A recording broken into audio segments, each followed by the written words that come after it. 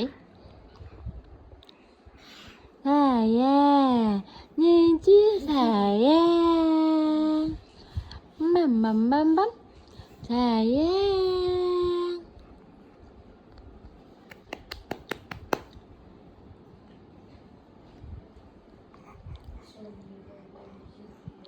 Adik.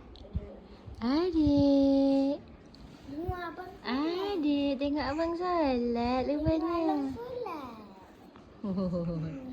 Oh, dia nak pegang handset.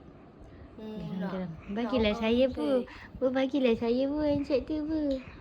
Saya nak pun. Allah. Allah.